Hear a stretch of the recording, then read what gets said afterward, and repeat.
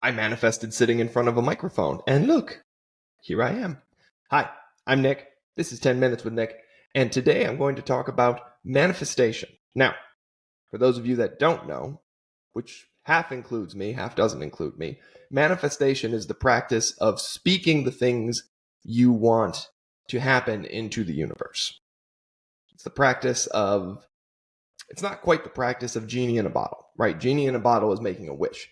Manifestation is saying these things will happen. And there's different practices involved in it.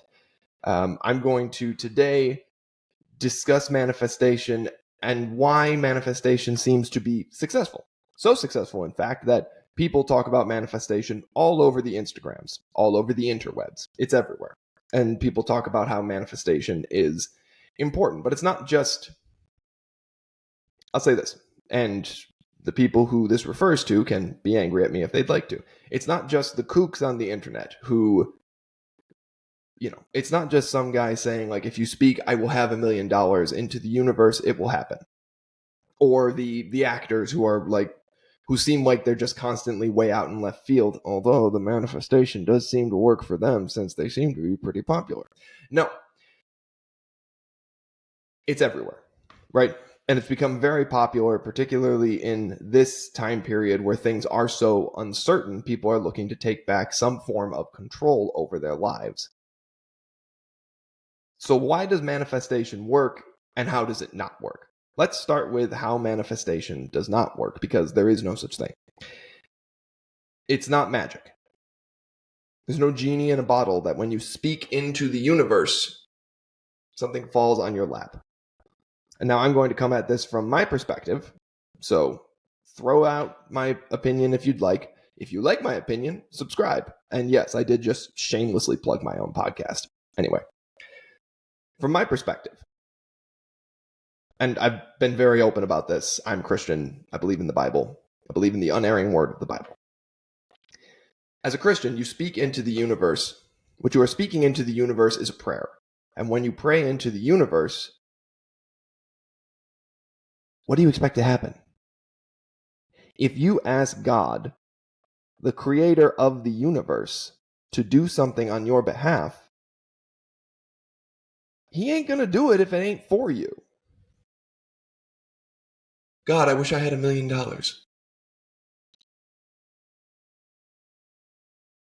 Bish, he knows what you can and can't handle. Look, this is a question that a lot of times comes up when discussing Christianity, right? Like, well, how could a God who is merciful and just and loving and all these other things permit poverty, permit war? He doesn't permit anything. He created us with free will. But a portion of free will is that you have to make your own choices. Now, God, the creator of heaven and earth, beyond being omniscient, he's omnipotent, he can do all things. But just because he can do something doesn't mean he's going to. Why? Simply speaking, he's omniscient and omnipotent. You ever read the book The Monkey's Paw? Where you get a magic monkey's paw and you get 3 wishes and they're granted in ways that are obscenely the opposite of what you originally intended, and it created a terrifying host of problems, and then eventually they had to get out of it some way. We still don't know how they got out of it, because the end of The Monkey's Paw ends with the man whispering to something to the paw and everything falling silent. The horrific clawing at their door goes away. And that's it. That's the end of The Monkey's Paw. The end of The Monkey's Paw is something is wished to undo the other wishes that caused them so much hurt and so much pain and so much misery. With The Monkey's Paw, they became omnipotent but not omniscient. God, the creator of the universe, the Lord and King of the universe, is both omniscient and omnipotent. He knows what is for our good and what is not for our good. Why do I say all of that? Well, I say all of that because manifestation in a similar way, is not magic. Manifestation is never in its best and, in my opinion, most useful format, is not magic. When you say something out loud, it does not mean that all of a sudden a timer has started and at the end of the timer you will get that which you desire. It's not how it works. It's not how anything works. An example of that is my grandfather, my mom's dad. Now, the stories I've heard from him are this a somewhat mixed bag. But by all accounts, you could not take away the man's work ethic. Not only his work ethic, but his intelligence. He ended his life alcoholic and broke.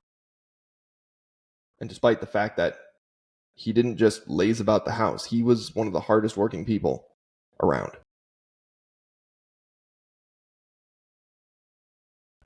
Sometimes the universe just doesn't break your way.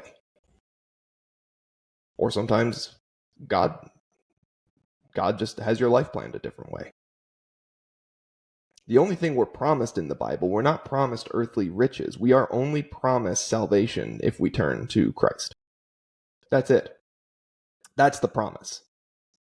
The promise has nothing to do with cash on earth. Nothing to do with the bling bling. So I say all that, and then I also say manifestation works. So how does that add up? Well, I'm about to tell you. So hold on to your butts. Manifestation actually works because when you say something out loud, it's not that the universe magically grants your wish. You change.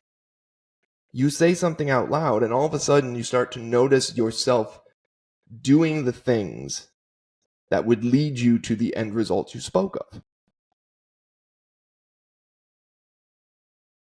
You want to be, you look around and you realize that you don't do a lot with your life.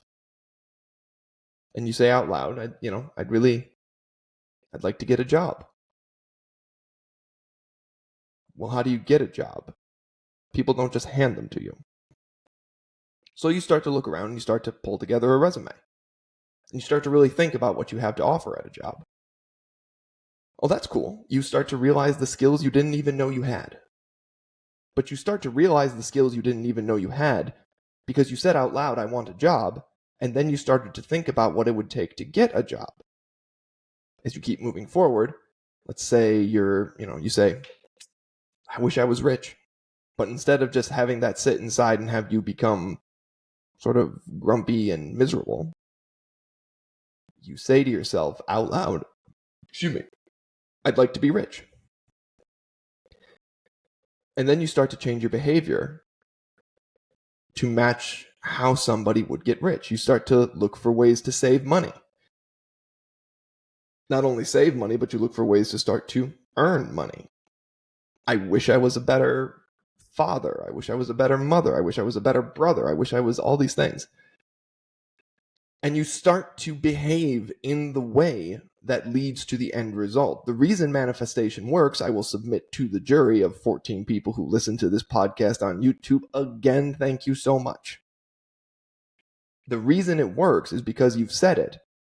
And all of a sudden it starts a chain reaction of your own behavior. You manifest behavior in yourself and you manifest it forward. And as you start to think about it, you naturally go through those changes. And those changes are almost entirely positive. And we like positive things. We like, as much as we like dopamine fixes, quick dopamine fixes, we love the feeling of long-term rewards. I wish I was more in shape. You go to the gym once. Okay. I know once is not enough, so let's go again. And you go again. And all of a sudden you've built a discipline. And that discipline is what leads you to the end result you're looking for. And the end result, much like with the monkey's paw, is very rarely what you originally intended, but it is always better than where you are. Ladies and gentlemen, manifestation works because once you say something, you can't go back. You've heard it. You can't unring the bell. And that ringing bell is what drives you to start to change yourself or to realize where you are weak and where you need to ask for help to change yourself. Which is why it is very healthy to say positive things out loud, and it is very unhealthy to say negative things out loud, because the manifestation process works in both directions. That's my take. Take it for what you will. If you liked my take, subscribe on YouTube and on Spotify. Literally costs you no money. So you could just subscribe and then never listen to me again. I would appreciate it, though. I would appreciate it. Anyways, I'm Nick. This was 10 Minutes with Nick. Thank you for joining me. Have a great day.